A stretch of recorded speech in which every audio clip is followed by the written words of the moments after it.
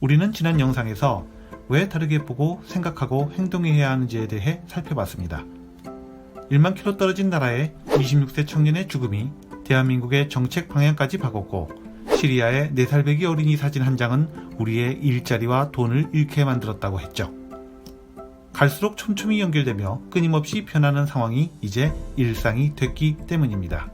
안 보신 분들은 오른쪽 상단에 링크된 지난 영상을 참조해 주시기 바랍니다. 끊임없는 변화는 예측을 불가능하게 만듭니다. 이렇게 나와 관계없는 사건 하나가 나의 삶에 직접적 영향을 끼치는 현실을 우리는 불확실성의 시대라고 부릅니다. 여기서 문제입니다. 다음 3가지 상황이 있습니다. 첫째, 내일 서울 지역이 비가 내릴 확률이 99%. 둘째, 내일 내가 산 주식 가격이 떨어질 확률이 50%. 셋째, 내일 내가 로또에 당첨될 확률이 800만 분의 1%. 이 3가지 경우에서 가장 불확실성이 큰 상황은 과연 몇 번째일까요? 5, 4, 3, 2, 1, 0. 바로 2번째입니다. 모두 맞추셨나요? 아마 3번째를 꼽으셨던 분들도 많으셨을 텐데요. 왜 2번째가 불확실성이 가장 큰 상황일까요? 불확실성이 가장 큰 상황의 반대말은 확실성이 가장 큰 상황입니다. 따라서 가장 확실하지 않은 상황이 가장 불확실성이 큰 상황이겠죠. 첫 번째는 내일 비가 올 확률이 99%입니다. 거의 확실하게 내일 비가 온다는 뜻이죠. 물론 일기예보가 틀린 경우도 종종 있긴 하지만 말입니다. 세 번째는 내가 내일 로또에 당첨될 확률이 800만 분의 1%입니다. 이는 내가 내일 로또에 당첨되지 않을 것이 거의 확실하다는 뜻이죠. 그래도 우리는 뜻밖의 행운을 바라보며 로또를 삽니다. 그런데 2번째 내가 산 주식이 내일 오를 확률이 50%라는 것은 좀 다릅니다. 내일 장 마감 직전까지 내가 산 주식이 오를지 내릴지 알 수 없다. 즉 확실하지 않다는 뜻이 됩니다. 오를 수도 있고 내릴 수도 있으니 말이죠. 그래서 불확실성이 가장 큰 상황이란 어떻게 될지 모호하고 판단이 힘든 상황을 뜻합니다. 그래서 2번째 상황이 바로 오답이 되는 것이죠. 다시 말해 부정적일수록 불확실성이 크다는 뜻은 아니라는 겁니다. 주식시장에서 가장 싫어하는 단어가 바로 이 불확실성입니다. 투자자들은 사건의 부정적인 측면보다는 얼마나 사건이 빠르게 해결될지에 관심이 있습니다. 그래서 불확실성이 클 때는 시장이 하락하지만 일단 불확실성이 해소되면 시장은 다시 힘차게 올라갑니다. 이렇게 세상은 불확실성과 확실성이 번갈아 나타나며 변화합니다. 그런데 이런 불확실성은 우리의 심리적인 부분에 더 큰 문제를 일으킨다는데 그 심각성이 있습니다. 즉, 불확실성이 크면 클수록 우리는 불안해집니다. 불안은 현대사회의 핵심 키워드 중 하나인데요. 여러분은 불안이나 걱정에서 얼마나 자유로우신가요?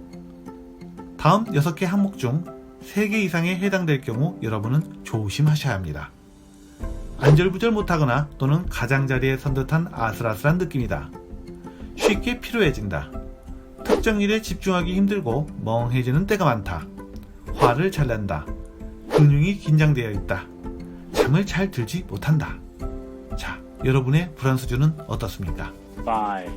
5, 4, 3, 2, 1, 0. 만약 6개 항목 모두 해당된다면 자칫 여러분은 앞으로 일이나 학업에 지장이 생기고 신체적 증상에 고통이 수반되며 이런 불안을 스스로 통제할 수 없다고 느끼게 되는 범불안 장애를 겪을 수도 있습니다. 의학적인 측면에서 범불안 장애는 매우 오랜 기간 지속되며 매사에 회피적이고 타인 의존적인 성격으로 만든다고 하죠. 쓸데없는 걱정도 끊임없이 하게 됩니다. 무한도전에서 사랑을 받았던 연예인 전영도는 어느 날 갑자기 모든 방송 프로그램에서 하차했죠. 그 SBS 힐링 캠프에 출연해 그는 연예인 생활을 하면서 갑자기 떠서 이 인기가 언제까지 지속될지 몰라 불안장애 약을 먹고 있다고 말한 바 있습니다. 결국 불확실성이 불안을 키우고 그 불안이 불확실성을 더욱 키우는 악순환 고리를 만들어냅니다. 그 과정을 살펴보면 다음과 같습니다. 먼저 예측할 수 없고 통제할 수 없다는 생각을 일으키는 불확실성은 인간에게 불안을 느끼게 합니다. 불안감이 커지면 커질수록 자신이 보고 싶은 것만 보고 듣고 싶은 것만 듣게 되는 선택적 지각에 빠지게 되죠. 학술적으로는 모호한 상황에 관해 부분적인 정보만을 받아들여 성급히 판단하는 것으로 설명합니다. 이 선택적 지각이 쌓이면 확증 편향으로 발전할 가능성이 큰데요. 어떤 말도 귀에 들어오지 않고 아무리 증거를 들이대도 변명일 뿐이라 생각하며 오히려 자신의 신념을 강화하는 방향으로 작동합니다.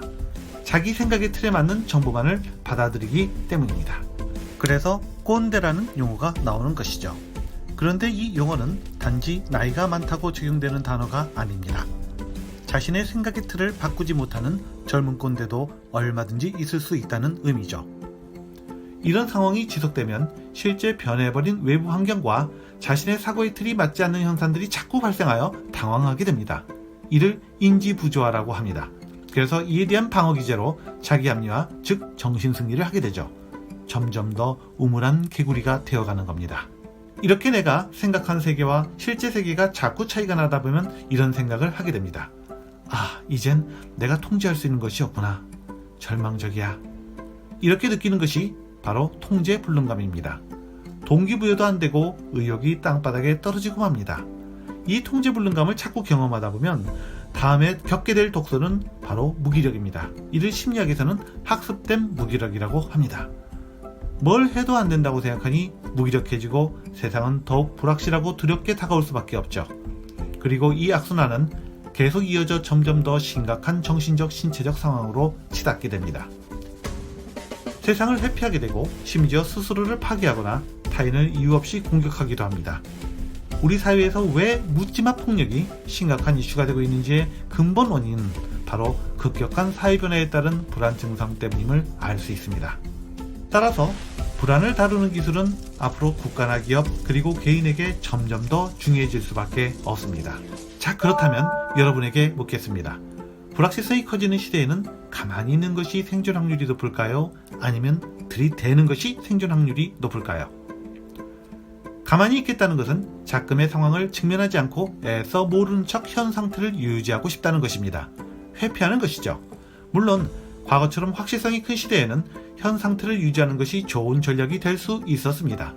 성실하게 꾸준히 한 우물만 파는 것이 성공의 지름길이었으니까요. 이렇게 현실에 안주하고 편안하게 살아가는 것을 저명한 마케터 세스 고딘은 안락지대라고 표현한 바 있습니다. 관련 내용은 다음 영상에서 올리겠습니다.